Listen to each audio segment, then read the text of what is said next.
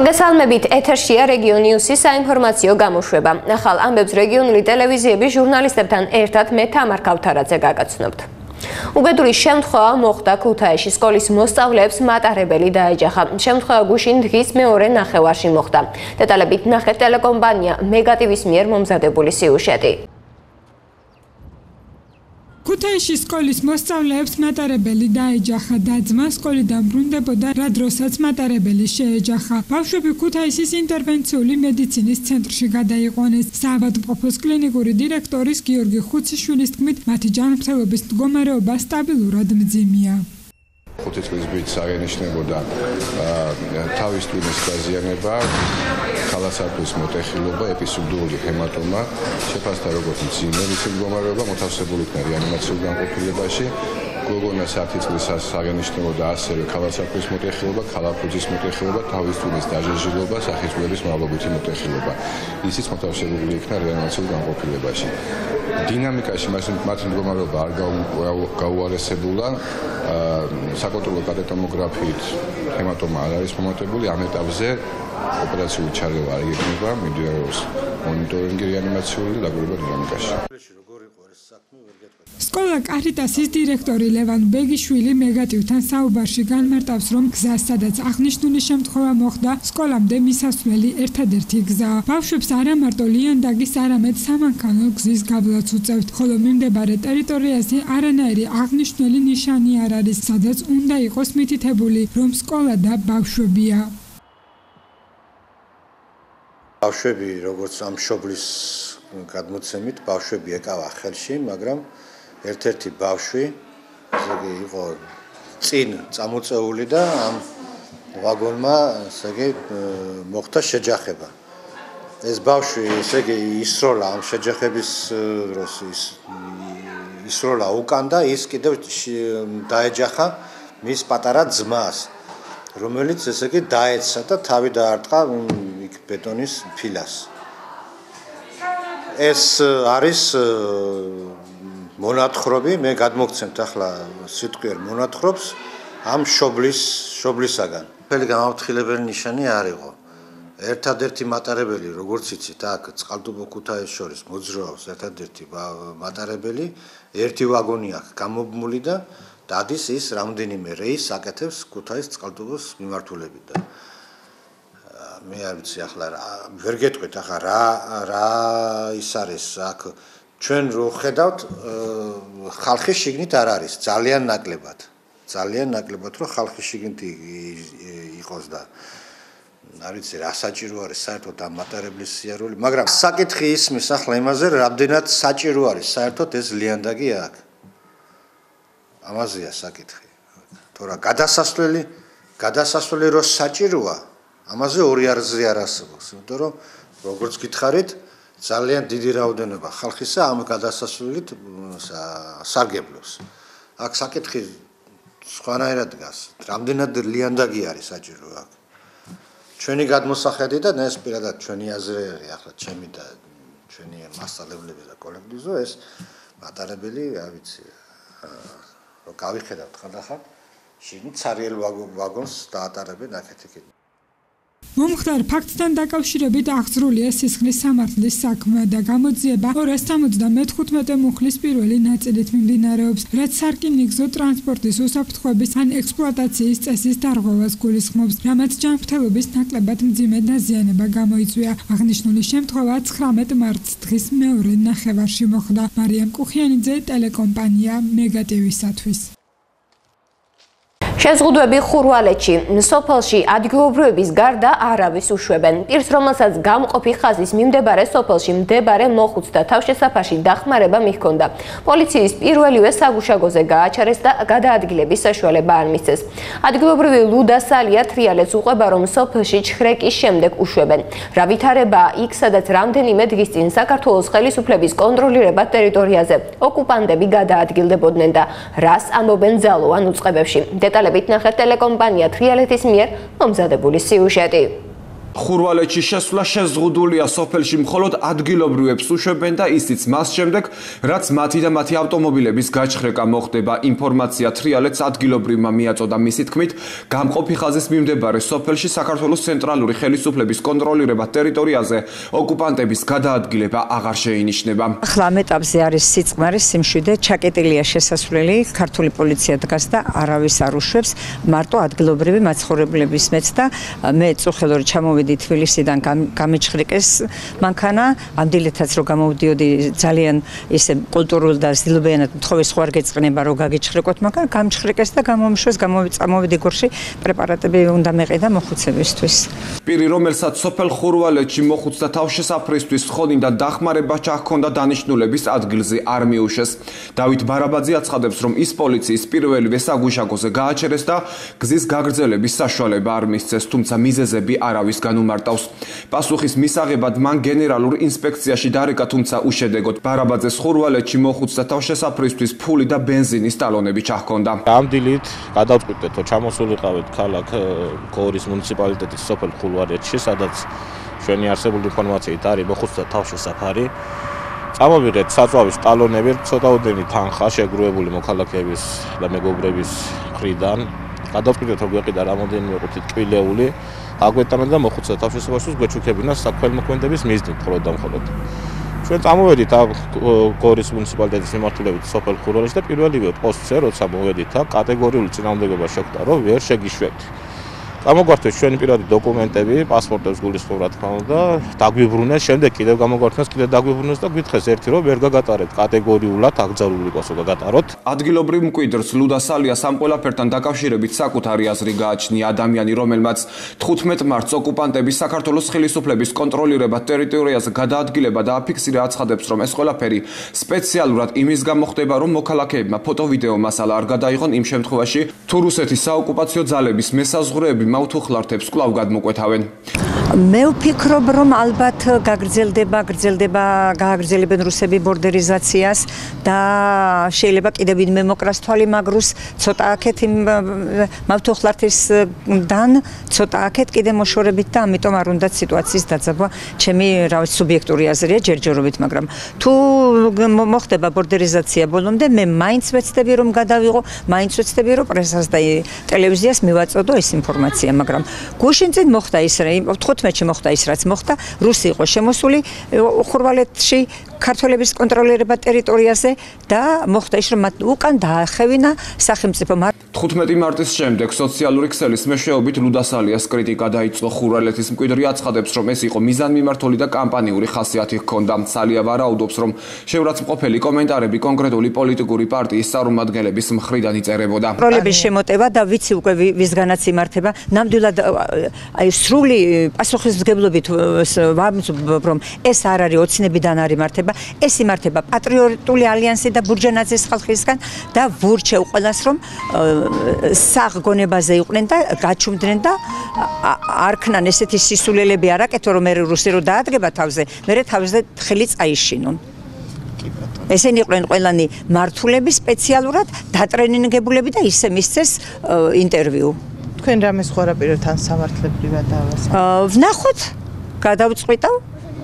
თუ მოვლენ და ბოდის მომიხდიან სამართლებრივ დავას არ დავიწყებ, თუ არა და ნამდვილად ვეცდები, რომ ჩემი შეურაცხყოფისთვის, ჩემი ფსიქოლოგიური ტერორისთვის, ჩემზე ზეწოლისთვის, მე ოჯახი მაქვს, შვილი მყავს, მესამე კურსის სტუდენტი სამედიცინოზე, ბავშვი განერვიულებულია, გაღიზიანებულია, რატომ ეს სიმართლისთვის, რატომ უნდა მომაყენონ შეურაცხყოფა და სალია პატივისა და ღირსების შელახვისთვის სასამართლო დავას არ გამორიცხავს და აცხადებს, რომ ელოდება ბოდიშს იმ ადამიანებისგან, რომლებიც მას სოციალური ქსელების საშუალებით შეურაცხყოფას აყენებდნენ, რაც შეეხება ხურვალეთში გადაადგილებას.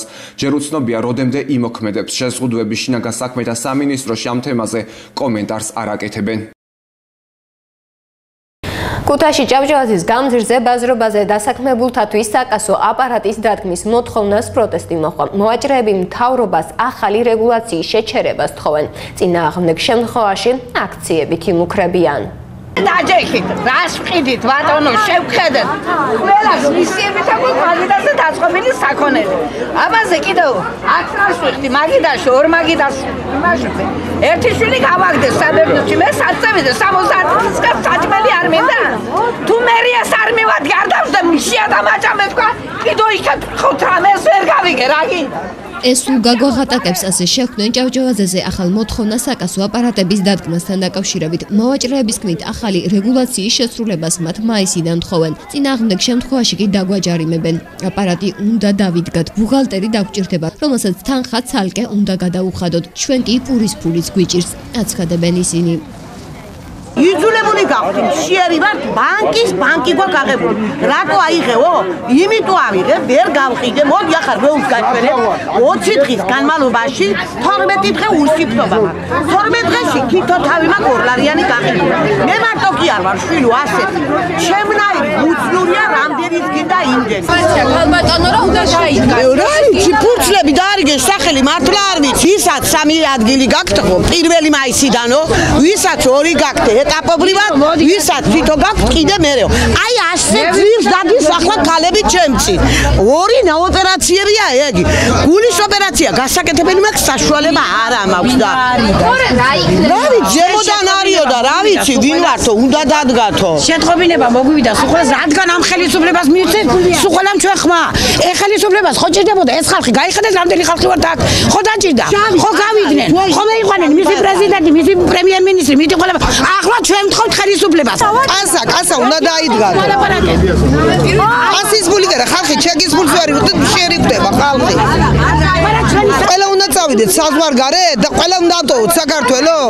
კასას რა იქნება? მე დაგაჯარიმებენ, ჯარიმის გულისთვის მოდიან მაგენ. 5 ლარიან ავაჭირე, რა უნდა ამოწევო? კასაზე, რა უნდა? არა გვაქვს.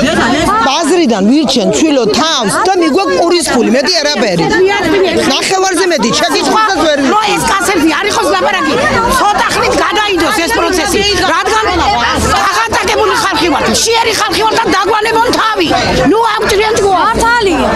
ვილა გვიხარო და მაგის მოსვლა ეგია ხალხის გლეხი უნდა გაანადგუროს. ყველა წავიდეს იტალიაში, საბერძნეთში და ავსტრიაში. მოსახლეობის პროტესტს შეუერთდნენ გაერთიანებული ოპოზიციის წარმომადგენლები. ჩვენ ერთსულოვნები ვიქნებით, როგორც წინასაარჩევნო კოდექსში შესატანცულებებთან დაკავშირებით, ისე ამ მოსახლეობის მხარდაჭერის საქმეში. აცხადებენ ისინი. ერთმანეთს თუ მიყიდიეთ, ვერ უკვე მყიდველი აღარ დადის ბაზარში. მე მახსოვს, სულ რაღაც დიდ დროს კი არა, 5 წლის წინ გავლა გაგიჭირდებოდა ბაზარში. ადამიანები ისემდენი მოძრაობდა, გავლა ახლა შედიდა დახლებს შორის იცეკვე ხორუმი განდაგანა, გაუსვი და გამოუსვი. ჭავჭავაძის ბაზრობაზე დასაქმებულები მთავრობას ულტიმატუმს უყენებენ. აქციებს გაუმართავდა, ეს არ იქნება, აცხადებენ ისინი. თამარ ქავთარაძე, ტელეკომპანია მეგა TV-სათვის. გადავკეტავთ გზებს, არავითარ შემთხვევაში კასა არ შემეიტანონ ბაზარში. ისეთაც ჩვენ წასასვლელი არცად არ აქვს ამ ხალხს. გაჭიმებული ხალხი ოჯახის წევრებს დავწვიდავ. ზაირამ ქვია, დედა ჩემი სახელი მეისო ამ ქვეყანაზე. აღარ არის სახსენებელი დევიტაჭე. ყველა მინუს ქართული ოცნება. პოლიტიკური ოპონენტები და განსხვავებული პოლიტიკური შეხედულებების პარტიებმა რეგიონებში შეხვედრები დაიწყეს. 20 ოპოზიციური პარტიის მთავარი მოთხოვნა საარჩევნო სისტემის შეცვლა. ხელისუფლების ოპონენტები მომავალი საპარლამენტო არჩევნების სრულად პროპორციული სისტემის ჩატარებას მოითხოვენ და ხელმოწერების შეგროვება დაიწყეს. გორში დემოკრატიული ჩართულობის ცენტრში დღეს მათ მოსახლეობასთან შეხვედრა გამართეს და ისაუბრეს თუ რატომ არის მნიშვნელოვანი მაჟორიტარული სისტემის გაუქმება 2020 წლის საპარლამენტო არჩევნებისათვის. გასული და ჩამთავრებული საპრეზიდენტო კამპანიის ერთ-ერთი მთავარი მიღწევა ჩვენთვის ერთიანი ნაციონალური მოძრაობისთვის იყო ის, რომ ჩვენ გაგვიჩნდა უამრავი მოკავშირე პარტია. და ამ პარტიებს კიდევ გაუჩნდათ ერთი მიზანი, რაც შეიძლება საქართველოში სწრაფად შევქმნათ ისეთი საარჩევნო გარემო, რომელიც სამუდამოდ იქნება ჩვენი ქვეყნის დემოკრატიზაციის გარანტია. და ამ მიმართულებით პირველი ნაბიჯი აუცილებლად უნდა გახდეს საქართველოს საარჩევნო სისტემის მთლიანად პროპორციულ სისტემაზე გადაყვანა. ჩვენ თუ ეს არ გავაკეთეთ, მაჟორიტარები ისევ დარჩებიან ადგილობრივ ბელადებად, რომლებიც მხოლოდ თავის ბიზნეს ინტერესების დაცვით იქნებიან დაინტერესებული და რომელიც მზად იქნებიან პირველსავე შემთხვევაში გადავიდნენ შეცვლილი ხელისუფლების მხარეს. ძალიან მნიშვნელოვანი რამ მოხდა ბოლო პერიოდში, როდესაც 20-მა პოლიტიკურმა პარტიამ მიუხედავად პოლიტიკური შეხედულებისა, პოლიტიკური წარსულისა, იდეოლოგიისა, შევძელით რომ შევთანხმებულიყავით ერთ ძალიან მნიშვნელოვან საკითხზე, რაც არის სამართლიანი არჩევნები. სამართლიანი არჩევნებს ჭირდება სისტემის შეცვლა. მაჟორიტარულმა სისტემამ აჩვენა წლების მანძილზე, რომ ის არის ყოველთვის ბოროტად გამოყენებული ყველა ხელისუფლების მიერ, ამიტომ ჩვენ ვითხოვთ პროპორციულ სისტემას, ამაზე შეთანხმებულია ყველა პარტია, მთელი სამოქალაქო საზოგადოება, ერთადერთი ორგანიზაცია, ვინც ეწინააღმდეგება ამ პროცესს არის ქართული ოცნება, რომელსაც არგუმენტებიც კი არ აქვს თუ რატომ არის ეს სისტემა თუ 2024 წლისთვის გვინდა ცუდი 2020 წლისთვის. ამიტომ ჩვენ დავიწყეთ ხელმოწერების შეგროვება. შეფასებისა და გამოცდების ეროვნული ცენტრის დირექტორი ახალციხეში 40-მდე საჯარო და კერძო სკოლის დამამთავრებელი კლასის მოსწავლეებს შეხვდა. სოფო გორგიძის ვიზიტის მიზანი აბიტურიენტებისათვის იმ სიახლეების გაცნობა იყო, რომელიც წელს ტესტებსა და გრანტების განაწილების წესში შევიდა. რეგისტრაციის პროცედურა დაწყებულია და 3 აპრილს დასრულდება. თუმცა შეფასებისა და გამოცდების ეროვნული ცენტრის დირექტორი აბიტურიენტებს მოუწოდებს მარტის ბოლომდე დარეგისტრირდნენ, რათა თავიდან იქნეს არიდებული შესაძლო ტექნიკური შეფერხებები. გარდა ამისა, სოფო გორგაძე ახალგაზრდებს პროგრამულ ნაწილში ვრცელი არჩევანის გაკეთებასაც ურჩევს. აბიტურიენტი ვარ, ვაპირებ წელს ჩაბარებას და სწავლის გაგრძელებას. შეფასების და ეროვნული ცენტრი იყო ჩამოსული და ძალიან სრული ინფორმაცია მივიღე, რაზეც კითხვები მქონდა. შეხვედრის თემატიკა იყო სიახლეების გაცნობა გამოცდებთან დაკავშირებით, რეგისტრაციის ინსტრუქციებთან დაკავშირებით დეტალურად ისაუბრეს. გაიმართა კითხვა-პასუხის რეჟიმში, თითოეულმა მონაწილემ ამომწურავი ინფორმაცია მიიღო დასმულ კითხვებზე და მნიშვნელოვანია ის გარემოება, რომ უკვე დაწყებულია გამოცდებთან დაკავშირებული სხვადასხვა აქტივობები. ადრე თუ კი აბიტურიენტი აირჩევდა 2 ან მეტ არჩევით გამოცდას და ერთ-ერთ მათგანში ვერ გამოცხადდებოდა ან თუნდაც ვერ გადალახავდა ბარიერს, ის კარგავდა გრანტის მიღების შანსს, მაშინაც კი თუ კი დანარჩენ 4 გამოცდაში მაგალითად ძალიან კარგი ქულები ყავდა. წელს ეს შეზღუდვა მოიხსნება და ამის გამო საგრანტო კონკურსში მონაწილეობის უფლებას ის არ დაკარგავს და კვლავ ექნება საშუალება რომ მიიღოს მონაწილეობა. მაქსიმალურად გვინდა ყველას მოუწოდეთ რომ დარეგისტრირდნენ რაც შეიძლება მალე. გოდოგანში ნაგავსაყრელის მშენებლობა მოსახლეობამ აქციით ისევ გააპროტესტა. ისინი ქუთაისში ადგილობრივი თვითმმართველობის შენობასთან შეიკრიბნენ.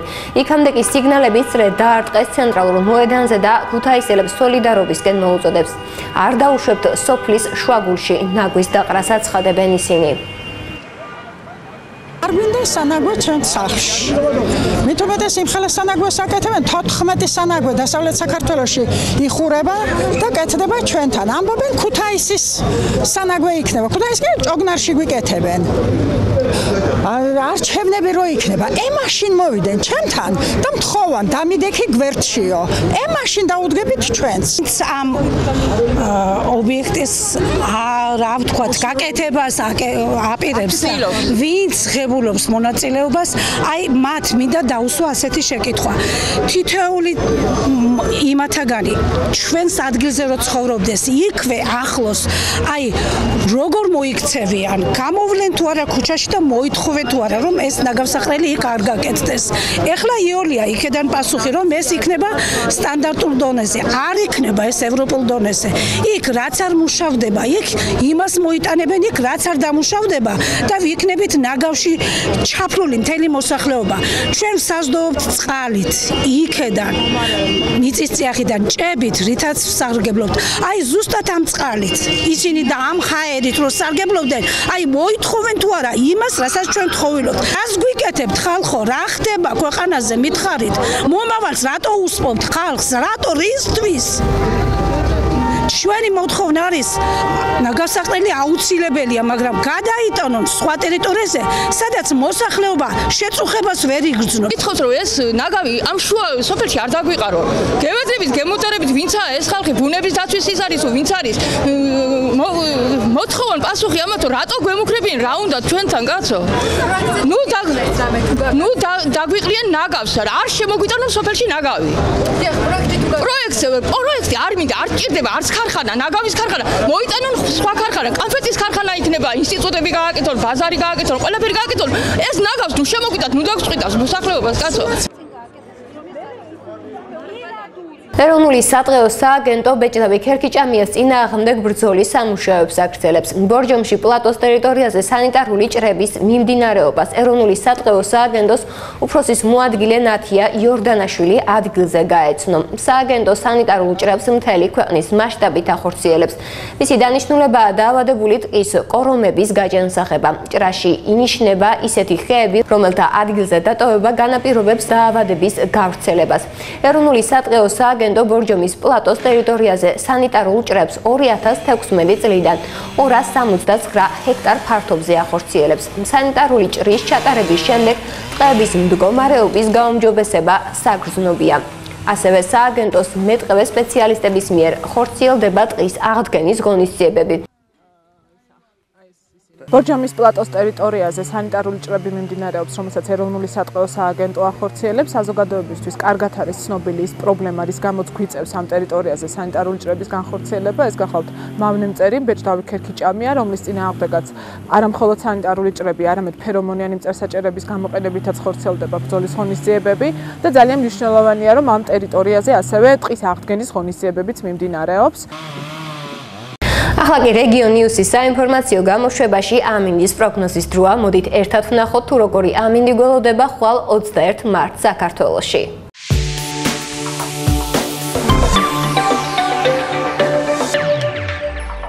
მოგესალმებით 21 მარტის ამინდის პროგნოზს მე მეგი ზოსიაშვილი გაგაცნობთ. ქუთაისში მზიანი დღეა მოსალოდნელი. ჰაერის მაქსიმალური ტემპერატურა მთელი დღის მანძილზე +14 გრადუსი შენარჩუნდება, ხოლო ღამით +4 გრადუსია ნავარაუდები. დედაქალაქშიც მზიანი დღე იქნება, ჰაერის მაქსიმალური ტემპერატურა მთელი დღის მანძილზე 16 გრადუსი იქნება, ღამით +2 გრადუსი დაფიქსირდება, რაც შეეხება გორს, აქ 13 გრადუსი სითბო იქნება დღე, ღამე +2 გრადუსი შენარჩუნდება, სამტრედიაში +14 გრადუსი სითბო იქნება დღის მანძილზე, ღამით +4 გრადუსია ნავარაუდები. რაც შეეხება ზესტაფონს, აქაც მზიანი დღეა ნავარაუდები, 11 გრადუსი იქნება დღისით, ღამით +2 გრადუსი დაფიქსირდება. რაც შეეხება ზღვისპირას, 11 გრადუსი სითბო იქნება მთელ დღის მანძილზე, ბაკურიანში +2 გრადუსი დაფიქსირდება დღისით, ღამით ჰაერის ტემპერატურა -6 გრადუსამდე დაეცემა. სვანეთში მზიანი ამინდია მცირე ღრუბლით, როგორც ეკრანზე ხედავთ, +7 გრადუსი სითბო იქნება მთელ დღის მანძილზე, ღამით -5 გრადუსი დაფიქსირდება. სამეგრელოშიც მზიანი დღეა ნავარაუდები, ჰაერის ტემპერატურა მეტად მოიმატებს, 13 გრადუსი იქნება დღის მანძილზე, ღამით +4 გრადუსი შენარჩუნდება. რაც შეეხება თელავს, მცირე ღრუბელია მოსალოდნელი, ჰაერის ტემპერატურა კი 15 გრადუსი იქნება დღისით, ღამით +4 გრადუსი შენარჩუნდება. რაც შეეხება რუსთავს, მზიანი დღე იქნება, მცირე ღრუბლით 18 გრადუსი სითბო იქნება მთელ დღის მანძილზე, ღამით +4 გრადუსი შენარჩუნდება. ახალციხეში ჰაერი +11 გრადუსამდე დათბება. ბორჯომში +10 გრადუსია მოსალოდნელი, მარნეულში მოიმატებს ჰაერის ტემპერატურა 15 გრადუსი იქნება დღისით. ჭიათურაში 11 გრადუსი იქნება დღის მანძილზე, ხოლო ღამით +2 გრადუსი დაფიქსირდება.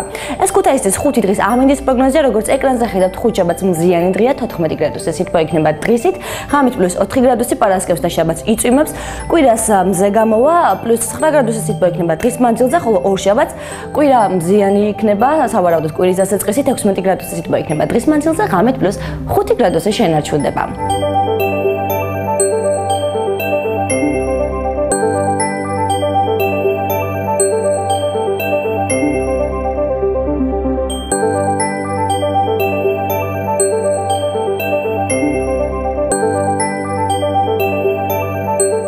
ასეთი ამინდია ნავარაუდები 21 მარტს საქართველოში. მე კი ამინდი გემშვიდობებით, ნახვამდის.